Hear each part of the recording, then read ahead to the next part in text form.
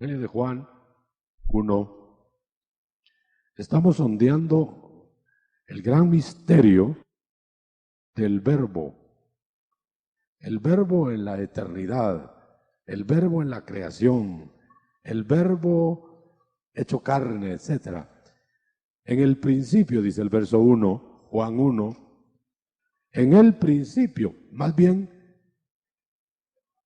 en el momento de empezar a crearse todo, ese es el principio, ya era el Verbo, ya existía el Verbo. Amén. Solamente pueden sentarse, mis hermanos. Vamos a tomar partes. Es muy extenso hablar del Verbo totalmente. Entonces vamos a tomar 4 aspectos del Verbo. Cuando se dice el Verbo, se está hablando de el Hijo en la esencia. La esencia es una, o sea, Dios es uno. Dice amén, pero en 3 personas. Entonces la persona que se le llama el Hijo es el Verbo. El Verbo era con Dios. El Verbo era Dios.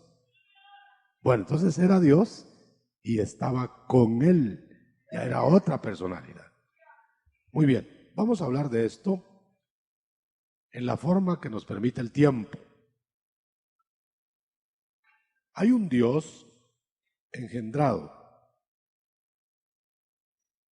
Juan 1:18 dice, el único Dios engendrado es. O sea, Dios como esencia no puede ser engendrado. Siempre ha sido. Entonces, ¿quién fue engendrado? El Dios Hijo. En su aspecto de hijo. Vamos a ver. El Verbo no pudo haber sido engendrado porque es Dios. Pero como hijo, como el Verbo actuante, tuvieron que engendrar algo en él. Va a ser difícil captarlo en primeras líneas. Vamos a irlo explicando. Por ejemplo, ese Dios encarnado, o sea, el Verbo, la parte visible del Verbo, era un espíritu antes de ser encarnado, un espíritu inmortal, invisible, eterno. ¿Está bien? O sea que en la eternidad pasada, que no tiene tope en el pasado, porque nadie puede decir cuándo empezó la eternidad. Ya era Verbo, porque era esencia, porque la energía de Dios siempre ha sido. Porque si Dios se está creando a sí mismo, entonces tiene principio. Pero ¿qué es lo que engendró el Dios Altísimo? ¿Qué engendró? Porque usted sabe que el Hijo de Dios, Jesucristo, Jesús fue engendrado. Entonces, si fue engendrado, no fue engendrado como verbo, fue engendrado como verbo visible, hecho carne, hecho humano. Yo solo voy a enumerar las 3 fases para ocuparnos de una. La primera fase es el verbo eterno, no creado. El verbo hecho hombre, número 2. Ese es Jesús en la tierra. 3. El verbo resucitado. O sea, Cristo después de la muerte. Esa es otra etapa. Porque ese verbo que se hizo hombre y que vino a morir, resucitó. Pero entonces ya no era solo hombre limitado, era hombre glorificado. Y la cuarta etapa, el verbo eterno otra vez, en la eternidad futura, pero visible. La diferencia del verbo en la primera fase es que era invisible, no tenía cuerpo. En la eternidad futura va a tener cuerpo eterno. O sea que lo vamos a ver y lo vamos a palpar. Hubo un cambio entonces. Bueno, vamos a ocuparnos del verbo en la eternidad pasada. Ya dijimos que no empezó nunca porque es Dios. Por eso en el Evangelio de Juan usted lo lee. Es muy interesante leerlo. Ya existía cuando no había principiado la creación. En el verso 1, Juan 1:1, el verbo estaba con. Ahí ya aparece otra personalidad. Y luego dice, el verbo se hizo carne. Esa es otra personalidad. Y luego al final dice, el verbo era la vida. Bueno, entonces en la eternidad, Dios, Él es que nunca se ha visto. A Dios nunca le ha visto nadie, dice. Jesucristo lo ha venido a explicar. El que me ha visto a mí, dijo Jesucristo, ha visto al Padre. Pero ¿alguien habrá visto a Dios en esencia? No. A mí me preguntan siempre, ¿y qué fue lo que vio Moisés? Cuando dice que vio sus espaldas y que habló boca a boca, cara a cara con él. Pues eso fue, lo que vio Moisés fue al Padre, una personalidad del Altísimo. O sea, el Altísimo se ve o en el Padre, o en el Hijo, o a través del Espíritu Santo. Pero a Él nadie le ha visto. ¿Por qué? Porque es energía invisible. Cuesta explicarlo, ¿verdad? Usted se imagina al Dios Altísimo, esencia, sin una forma, sin una personalidad. No tendríamos concepto. Si decimos solo energía, bueno, ¿qué? Si decimos solo vibración, ¿qué? ¿Qué estamos explicando? Si decimos es solo luz, ¿qué estamos explicando? Si decimos que es un cuerpo formado, ¿qué estamos explicando? Nada, porque Él no se le puede ver. Entonces no es la luz en sí, Él hace la luz. Pero Él no es la luz, Él la hace. Por ejemplo, cuando creó el mundo, le puso luz. Pero esa luz no era Él le puso luz. Aunque Él, dice la Escritura, es luz. Por ejemplo, el amor, dice que Él es amor. Pero Él hace el amor.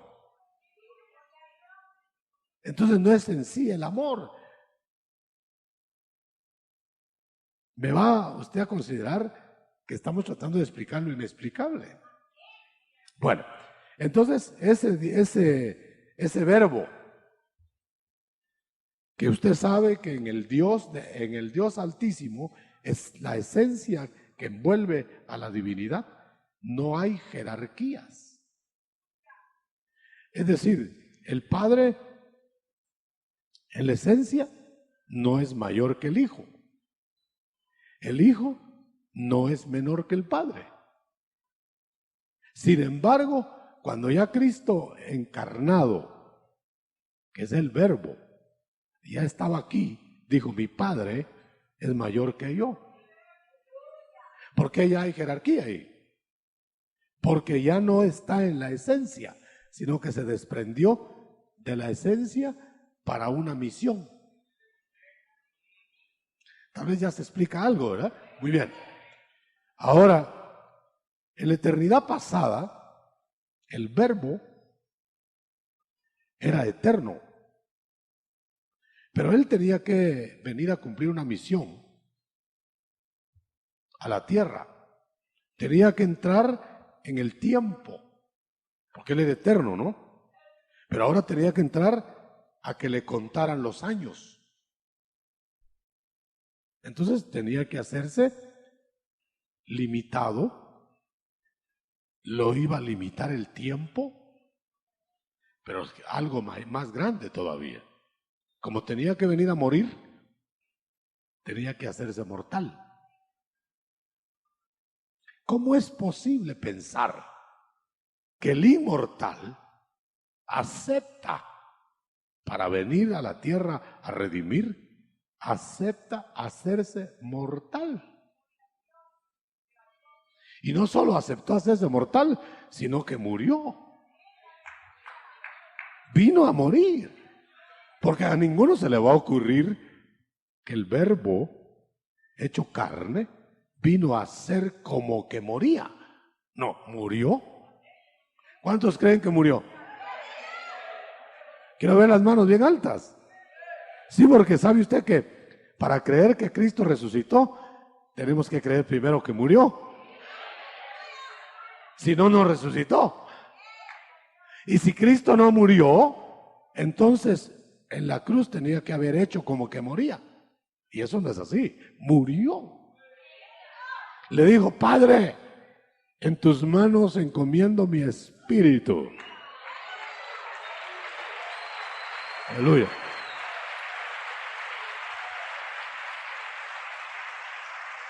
Tal vez hablar de ese Dios, Verbo eterno, no es muy práctico.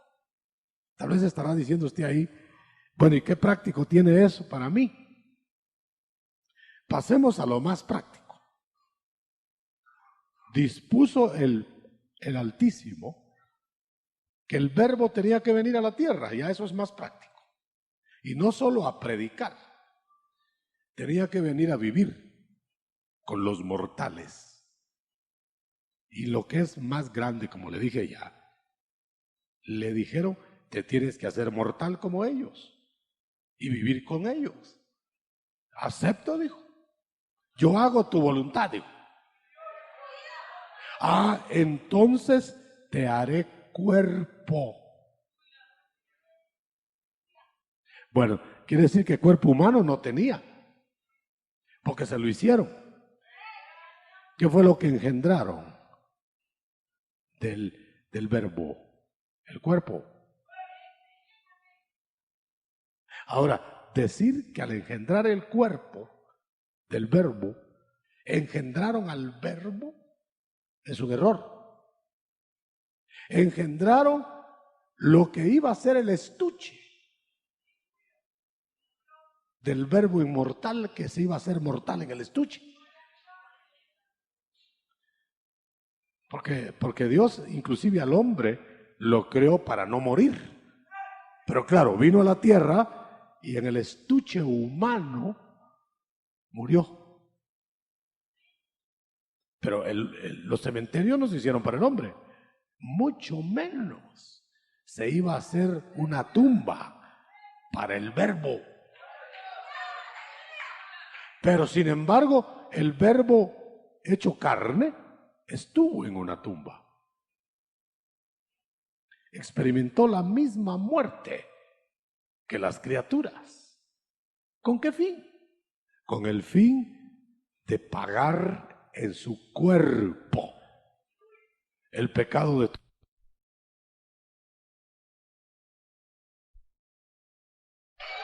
Un aplauso para él. Amén. Gloria a Dios. Vamos a hablar, solo déjenme decir unas varias cosas del verbo inmortal. Del verbo inmortal fue que dijo que era Cristo mismo con sus labios. Dijo que él era antes de Abraham. Y se le quedaron viendo, pero si tú no tienes ni 40 años, y Abraham hace miles de años que murió, ¿cómo es que tú lo conociste? Porque ya era. Ahora, aparece Juan, el Bautista, y resulta que Jesús, humano, era 6 meses menor que Juan, el Bautista. Era su primo hermano en la carne y era nacido 6 meses después de Juan. ¿Se recuerda que María estaba esperando al niño Jesús y Elizabeth, la madre de Juan, la saludó y el niño saltó en el vientre de Elizabeth? O sea que estaba por nacer Juan y también estaba por nacer Jesús, pero nació 6 meses antes. Juan. Y Juan cuando lo ve dice, pero es que él dice, aunque es 6 meses mayor que o menor que yo, es antes que yo.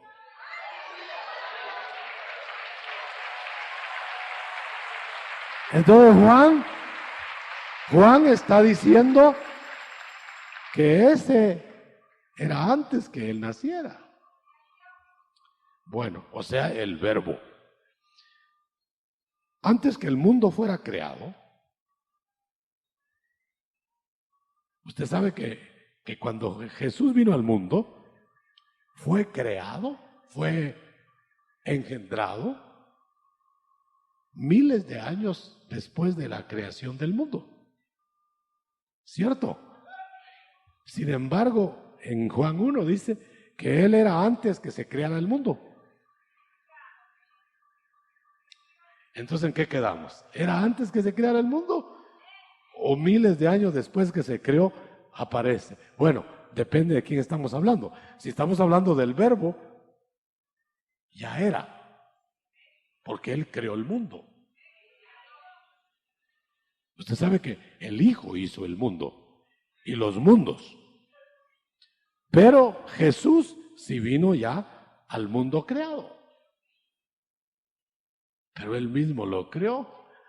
Por eso dice, aunque Él mismo lo hizo, no lo reconocieron en el mundo. Imagínense, ¿cómo vendremos de atontados nosotros al mundo? Que cuando vieron al autor del mundo, lo rechazan, ¿no? Y no lo conocen. Sí, se lo dice la Biblia, hermano, dice, en el mundo estaba, pero el mundo no lo conoció. Aunque Él lo hizo, dice. Qué tremenda ceguera, ¿no? Bueno, ahora vamos a ver. Antes que el universo fuera creado, ya estaba el verbo. Porque el verbo no solo hizo el mundo, hizo el universo. Todo. Mundos, soles, lunas, todo fue hecho por Él. Y sin Él, nada ha sido hecho. Insondable eso. Ahora, cuando Cristo nace en Belén, Jesús, Él ya era antes. Solo aparece en Belén. Ahora, claro, gestado. Porque no nace como aparece Adán ya adulto, ¿no? No, niñito. Y va creciendo.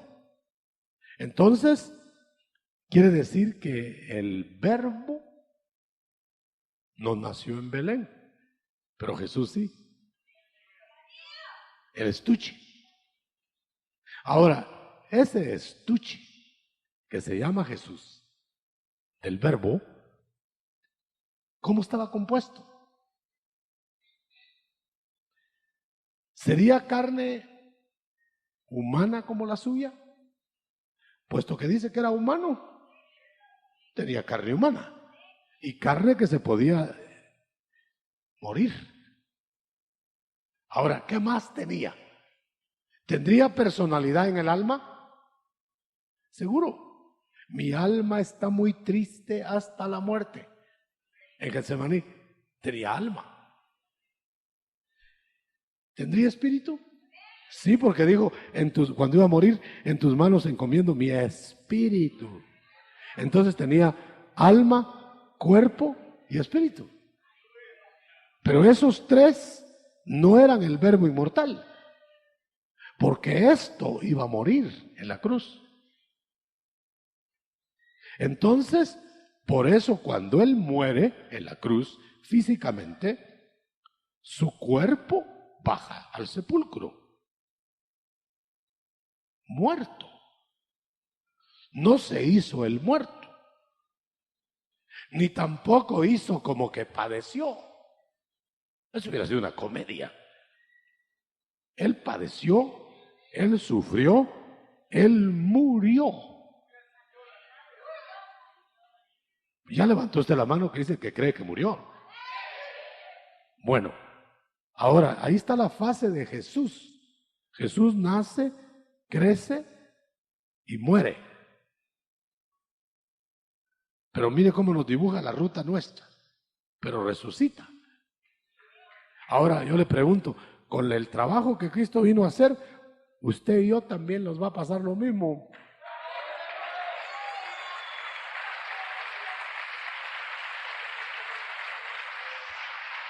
Aún hay algo más. Puede ser que algunos de los que estamos aquí no muramos. Eso lo ganó también Él. Para que algunos, como les dijo a sus discípulos, algunos de los que están aquí no verán muerte jamás. Pero a los que han de morir, les digo, pero yo me encargo y me comprometo de que si se mueren, yo los resucito. ¡Aleluya! De tal manera que podemos decir, sea que vivamos o que muramos, de Él somos.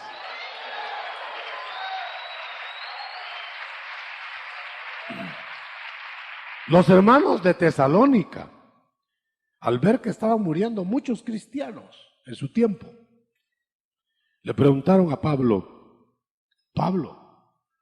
¿y qué va a hacer de nuestros hermanos que mueren, que están muriendo todos los días? ¿Ya no van a ver al Señor cuando el Señor venga? Y entonces Pablo contesta en la carta a los tesalonicenses, no se preocupen, ellos murieron, los cristianos, en gracia, en comunión con Jesús. El Señor, sea que estén muertos o que estemos vivos, nos llevará. Y les agregó, y los vivos, cuando eso suceda, no precederemos a los muertos, más bien los muertos se van a levantar primero.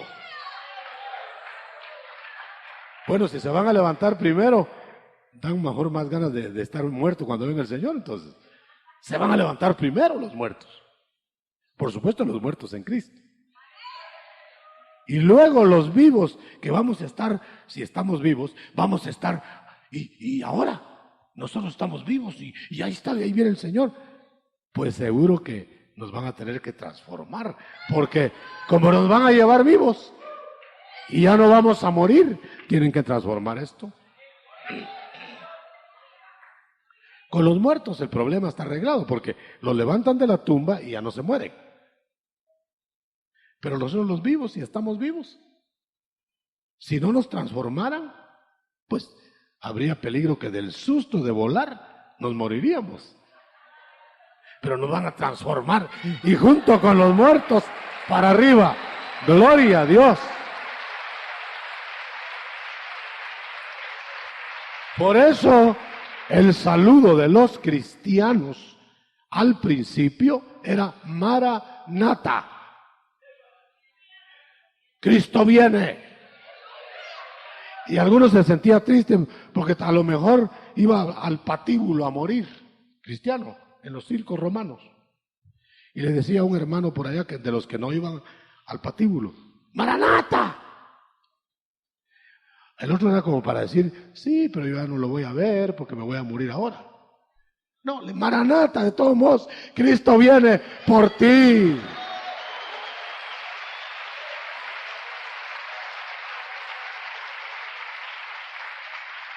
Yo tengo unos familiares en San Francisco, California.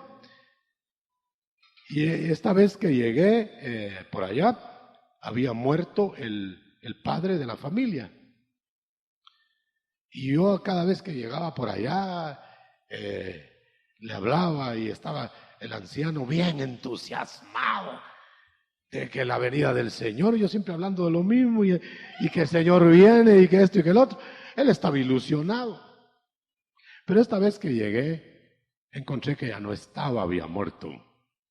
Entonces la viuda me dijo, ay hermano Otto, me dijo, ¿y ahora qué hago? ¿Y por qué? ¿Qué pasa? Es natural que estés triste por tu esposo que murió. Sí, me dijo, pero él me dijo, ¿y el arrebatamiento? Dice que le dijo antes de morir, yo me lo voy a perder. Entonces la viuda estaba más triste por esas palabras que por la misma muerte de su esposo. Entonces yo le dije, oye, ven acá, mamita, le dije, si él se va a levantar primero que tú.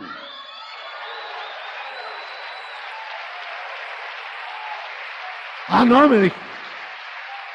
Pero es que él tenía ilusión de ser arrebatado, me dijo. Si va a ser arrebatado, le dije, lo van a levantar de la tumba y junto con los que estemos vivos, vamos a ser arrebatados.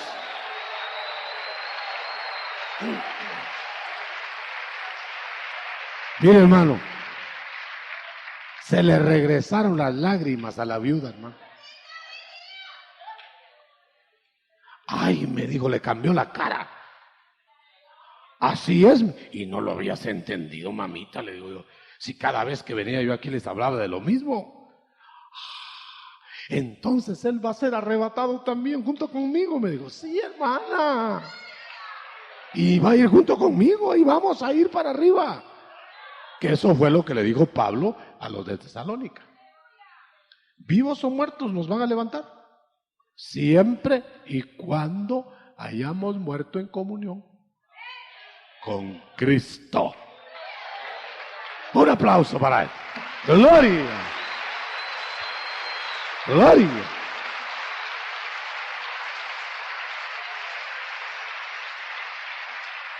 Nosotros, todos los que estamos aquí, nunca tuvimos el privilegio de ver a Jesús en carne. Ni Pablo. Y hace 2000 años estaba Pablo en los días de Cristo, pero no lo quiso ir a ver. Entonces,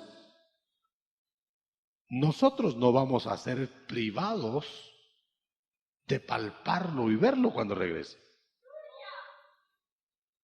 Por eso Pablo decía, yo no lo conocí en carne.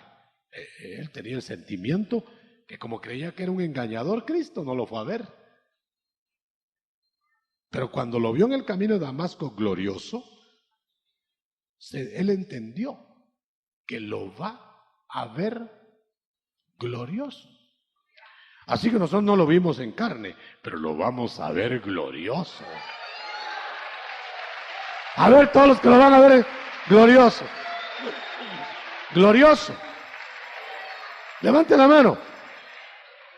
Todos, si son cristianos. Y si no son cristianos, de todo modo lo van a ver glorioso, pero para condenación.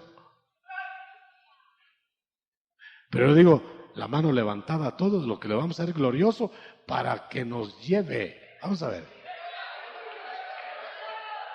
Creí que solo yo. Egoísta, ¿verdad? Bueno. Ahora,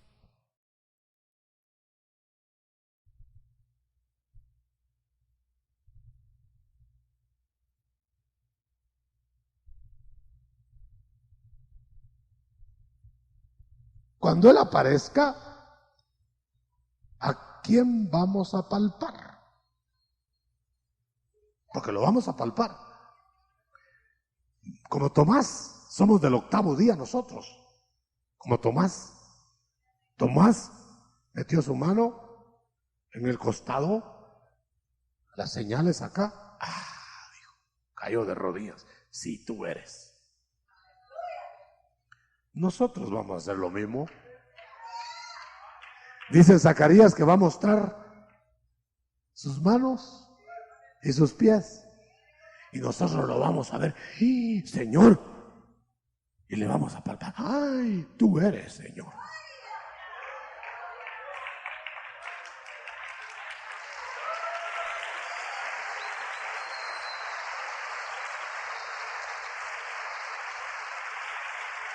Yo a veces me pregunto, ¿por qué Pablo no dice que le haya palpado las heridas y el costado en el camino de Damasco?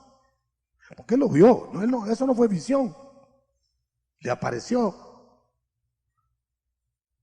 pero no dice que le haya palpado. Porque Pablo no lo quiso ver cuando le hicieron las heridas. Por eso no es señal para él que le dijera, ven y tócame. Le tenía que creer glorioso. Pero parece que a nosotros nos va a decir, venga, usted tiene que leer Primera de Juan 1. No Juan, Primera de Juan 1. Y va a ver usted que los apóstoles que estaban vivos, menos Judas, ¿verdad? A la resurrección de Cristo, lo palparon y comieron con él. Pero en Primera de Juan no dice que palparon a Jesús. Dice que palparon al Verbo. Léalo.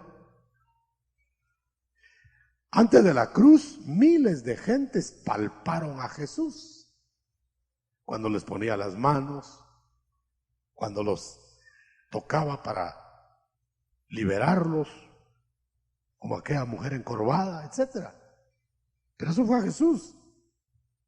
Pero esa mujer encorvada no tocó al Verbo. Los que tocaron al Verbo fueron los que estaban vivos a la hora de la resurrección del Señor y que los llamó y les dijo, miren mis manos y mis pies, soy yo.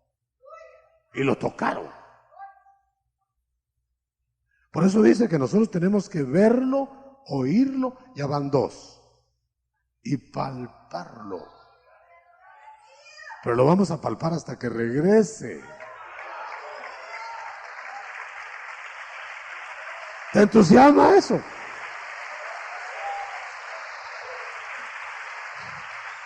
¿Serás de los que vas a ir y le vas a decir, Señor, ¿me permites que te dé un abrazo? Señor, ¿me permites que te toque, que te coja tus manos? Y decir, cógelas. Y vas a estar ahí. Señor. Por eso la mujer aquella que liberó, la Magdalena, le enjugaba los pies con sus cabellos y sus lágrimas. Quería palparlo, pero estaba palpando a Jesús. ¿Qué gloria va a ser cuando palpemos al Verbo?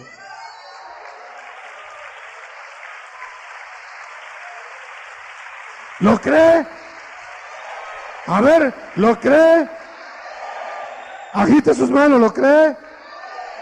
¿Cree que va a palpar al Verbo? Aunque se muera. Claro, vivo o muerto, nos levanta para palparlo. Aleluya. Gloria a Dios. Por eso dice que solo es salvo el que cree que murió y resucitó. Por eso ninguno que sea salvo cree que lo va a palpar, porque no cree que resucitó. Para el mundo murió. Hasta dice alguien, dijo, yo creo que fue el rey Agripa o Félix, cuando estaba Pablo siendo juzgado, ahí anda predicando uno, Pablo, de un Jesús difunto. No era difunto, está a la diestra del Padre ya. Pablo no andaba predicando a un difunto. Es cierto, predicaba a un Cristo que murió en la cruz, pero que se había levantado, porque él lo vio en el camino de Damasco. Entonces ninguno que no crea que Jesús murió y resucitó es salvo. Hasta los más incrédulos, creo yo, creen que Jesús murió. Pero va a preguntarle si creen que Jesús resucitó. Hicieron una encuesta con ministros, fíjense qué ministritos cristianos en Estados Unidos, porque ya se hacen encuestas hasta de qué pulga les picó. Hay pulgas. Bueno, y dice que la mayoría de los ministros resucitados. Entonces, ¿qué enseñaban? ¿Un Cristo muerto? ¿A usted tiene duda que Cristo resucitó? ¿De veras? ¿No le va a pasar lo de aquel hermano que vino temblando un día aquí conmigo con un recorte de periódico que habían encontrado el cadáver de Jesús? Y le dije yo, ¿le crees más a los periodistas que dicen que encontraron el cadáver de Jesús que a Cristo mismo y a todos sus testigos que lo vieron resucitado y que comieron con él? ¿Qué has creído? Le devolví el recorte y le dije, ¿cree en el periódico? Pues yo creo en la Biblia y creo que Cristo resucitó y está a la diestra del Padre y todo poder le ha sido dado y volverá. Gloria a Dios. Veamos otro aspecto. Cuando Cristo resucitó, que es el mismo verbo, solo que ese verbo, al morir Jesús, entregó la parte espiritual, el espíritu al Padre, el alma al Seol,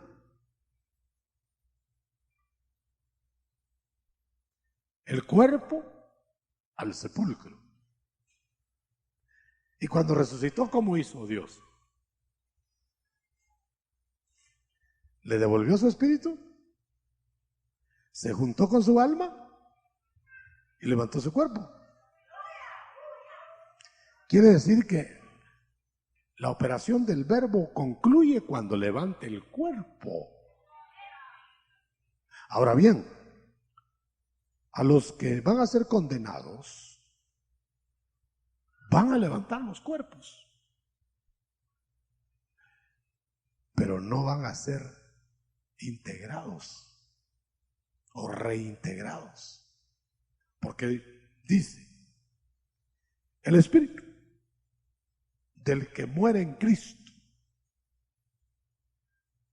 Fíjese bien, ¿a quién va? No, ¿a quién va el espíritu del que muere en Cristo ahora? No, no va a Dios, a Jesús, que está arriba, que está en los lugares donde Él se mueve, desde la diestra del Padre. Pero cuando Esteban murió, que es el primer mártir de la era de la gracia, el Espíritu, ¿a quién se lo dio? ¿Ya lo leyó usted en la Biblia? Jesús, recibe mi Espíritu, dijo. ¿Por qué no dijo, Padre, recibe mi Espíritu? Porque ahora el que muere en Cristo, el Espíritu se va con Jesús. Ahora, los que mueren sin Cristo, el Espíritu se va a los ámbitos del Padre. Porque dice Eclesiastés, está establecido que los hombres mueran y el Espíritu vuelva a Dios que lo dio. Y el polvo al polvo. Ahora, ¿cómo van a levantar a esos muertos? El Verbo los va a levantar solo para que se vayan a condenación. Entonces no los va a levantar integrados. No les van a devolver el espíritu, les van a devolver el alma descompuesta, y el cuerpo no lo van a arreglar, descompuesto por el pecado. No podrán entrar en eternidad, a la separación eterna de Dios. Esa es la diferencia. Van a ser hombres psíquicos, hombres que se quisieron manejar porque no purgaron sus pecados en la sangre del Cordero. Se van a manejar por sus instintos, por su alma desprogramada, y de la tumba no se levantan mejor.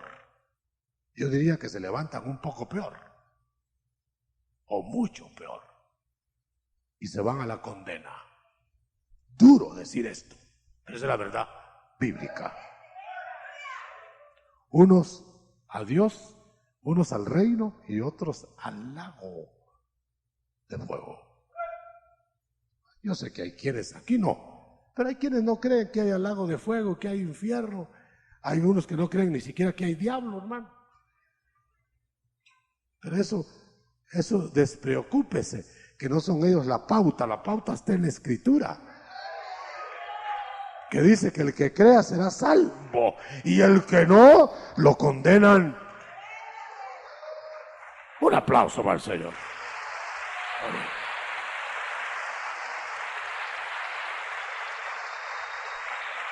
¿Usted ya creyó? ¿Ya creyó? ¿Sí? Muy bien. Entonces llegamos a la última fase. Ese verbo que siendo inmortal vino a morir en el cuerpo de Jesús, ese verbo que se hizo hombre y fue glorificado en la resurrección, ese verbo va a estar de vuelta entre los hombres por un tiempo como hombre glorificado. Pero ese no va a ser su estado final. Su estado final es otra vez verbo inmortal y eterno. Pero déjeme decirle algo antes. ¿Por qué cuando Cristo resucita no se va como inmortal glorioso al reino?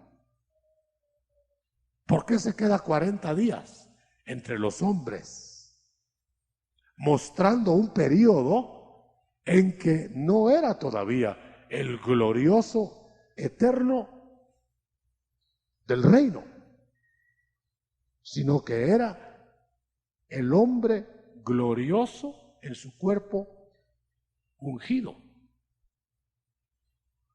Ahora, espere que le diga esto. ¿Qué estuvo haciendo entonces en la tierra? Usted note, ya no tenía posibilidad de morir, resucitado. ya no tenía posibilidad de que lo golpearan. Ya no tenía posibilidad de que lo escupieran o lo detuvieran. Entonces ya está probando que en la resurrección de los del Señor ya no habrá ninguna limitación. Pero todavía no llega la inmortalidad. Por ejemplo, cuando nosotros resucitemos en la parusía, todavía no somos inmortales. Porque después de la parusía, de la aparición del Señor por los suyos, va a haber muertos de Él. Van a haber degollados, van a haber mártires. ¿Se fija? Pero eso sí, no los resucitados. Los que van a resucitar con Él cuando Él venga por los suyos, serán como Jesús resucitado. Déjeme que lo consuele con eso. Mire, entonces al salir nosotros a la transformación o a la resurrección, como Cristo resucitado, ya no podremos más morir. Ni nos van a poder tocar siquiera en contra. Es más, Cristo aparecía aquí, desaparecía de aquí, aparecía allá. Así vamos a ser nosotros resucitados. Aplauda. Así va a ser usted.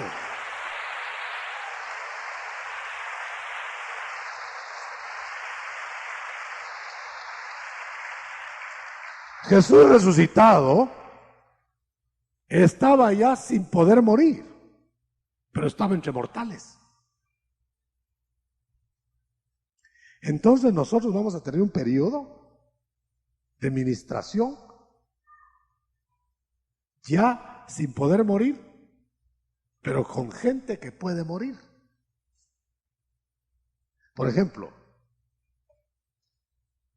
cuando los que resucitaron con el Señor en la resurrección, los mandó a que hablaran a sus familiares en Jerusalén. Acuérdense que eran muertos resucitados. Pero ellos no le hablaron a todo Jerusalén, no hicieron una campaña evangelística, solo fueron a aparecerle a los familiares. Entonces, en este periodo que viene, nosotros vamos a poderle aparecer a los que Dios nos diga que le aparezcamos. Y a los que no, no. Porque dice que el Señor le permitió a Jesús, resucitado, dejarse ver, no de todos. ¿Quiere la cita? Hechos 10:40 en adelante. No le permitió que todos lo vieran. Vamos a ver un ejemplo. Cristo resucitado en los 40 días que estaba hablando con Pedro o con los discípulos ahí. Y pasaban los transeúntes, inconversos de Jerusalén, solo veían a los discípulos. Cuando Pablo se le presentó el Señor en el camino de Damasco, dice que fue una luz tremenda. Por allá cayó Saulo, y allá cayeron los que lo acompañaban. Pero dice que solo Saulo lo vio y oyó. Los demás solo vieron la luz, se asustaron, salieron corriendo. No era para ellos, era para Saulo. Así va a ser en la resurrección. Cree tú en el Señor ahora y serás salvo tú y tu casa en aquellos días.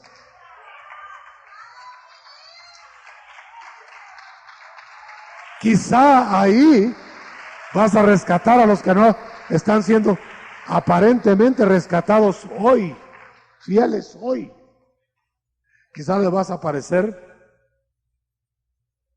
te van a dejar que te aparezcas ya resucitado o transformado, a los que perdieron la piedad, pero que creyeron, y los despiertas. Usted se imagina lo que sería la dicha de los de Jerusalén, que vieron al padre o quizá a la madre, quién sabe a quién, que habían enterrado hacía poco, que lo vieran en la puerta. Mamá, pero si usted es muerta. Sí, pero ya me resucitó el Señor.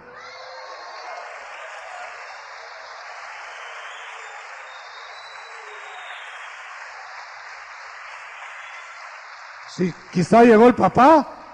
Papá, ¿usted? Sí, pero si usted ya se murió. Si lo fuimos, lo cargué, lo fui a enterrar. Sí, mi hijo, pero ya me levantó el Señor.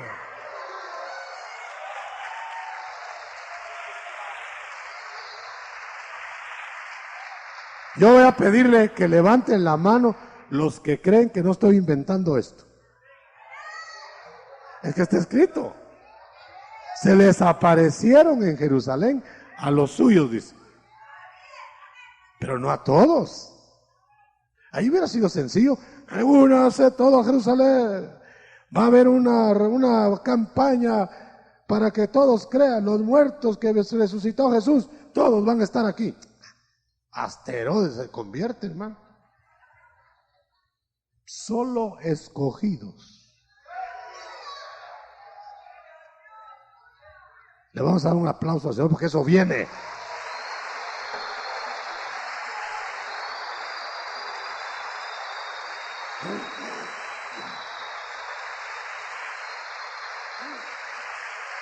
Eso fue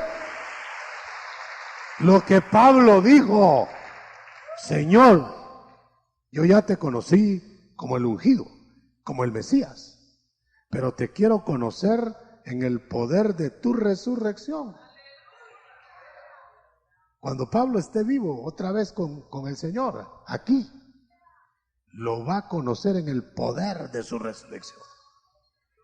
Entonces, te va a decir el Señor a ti o a mí o a quien sea, mira, anda, háblale a tu primo, a tu pariente, aquel que llegaba a la iglesia, ahora ya no llega, háblale y dile que yo ya vine por los míos y que ahora se preparen para que me sean testigos en lo que viene. Porque el privilegio de los resucitados es solo de ellos. Aquellos que resucitaron con Jesús en el día de su resurrección, se fueron, no se quedaron, solo desaparecieron. Y después, ¿y qué se hizo papá?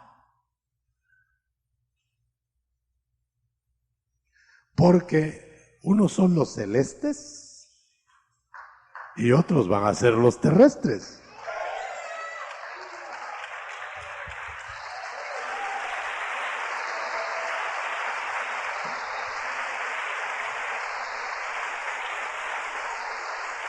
Bueno, usted sabe que Juan, el que escribe Juan, lo vio resucitado. Comió con él, lo palpó. Ya no podía morir Jesús. Pero los que estaban con él todavía eran mortales. Pero ¿cómo lo vio en Apocalipsis? Que cayó como muerto. Ahí no se puso a comer con él. Cayó como muerto. Que si no lo toca el Señor, ahí se queda. Le digo, Señor, no, levántate, soy el mismo. Solo que ahora, ya soy ahora otra vez el Verbo inmortal.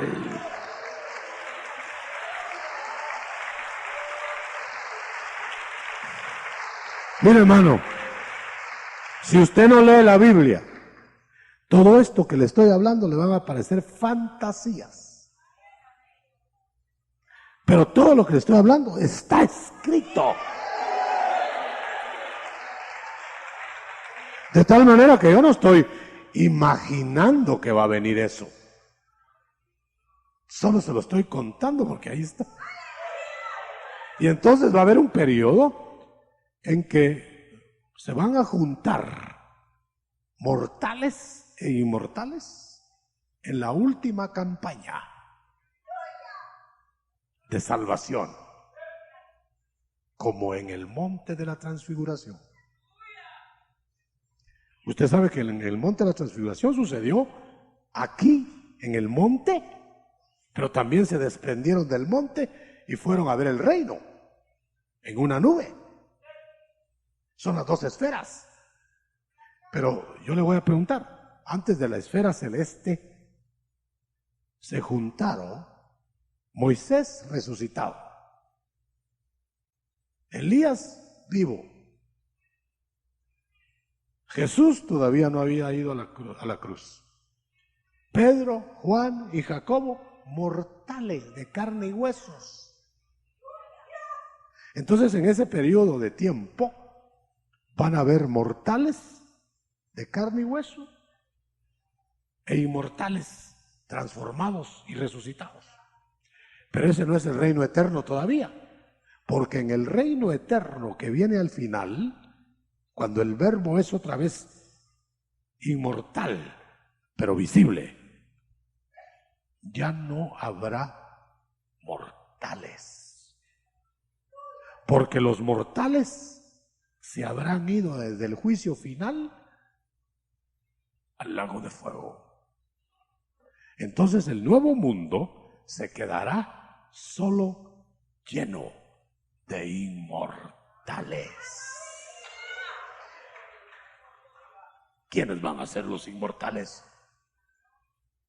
Los que lavaron sus ropas en la sangre del Cordero.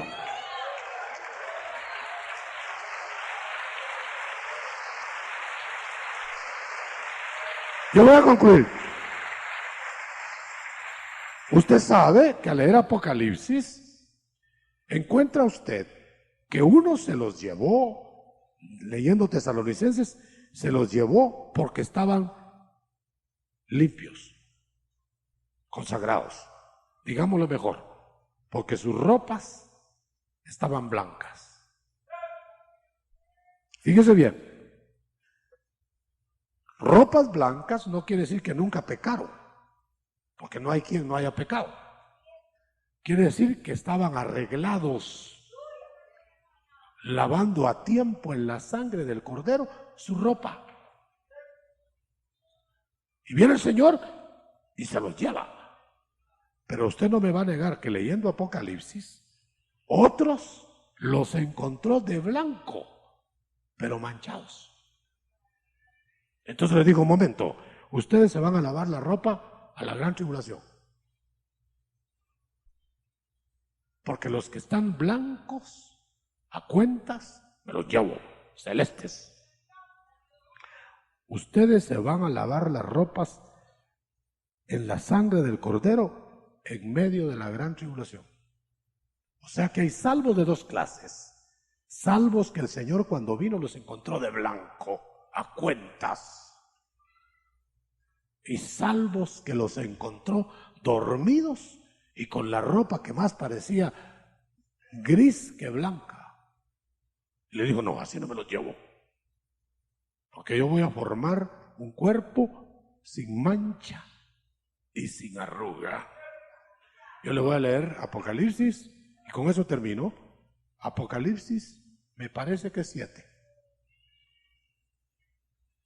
Si usted me acompaña, y va a ver que es verdad lo que le estoy diciendo.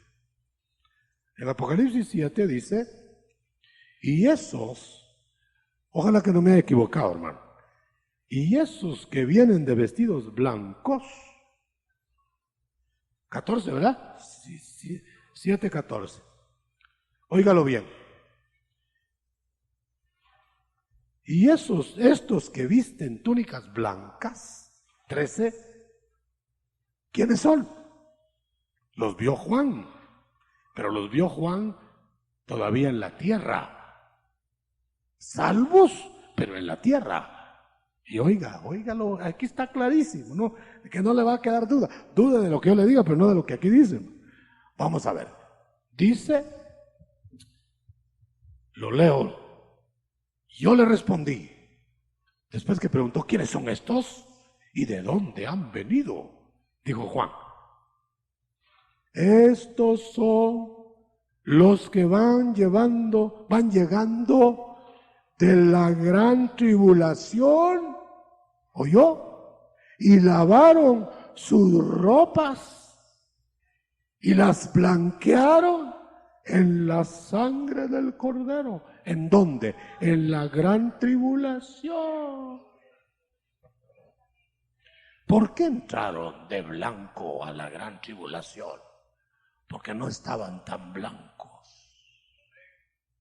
¿Por qué entraron a la gran tribulación?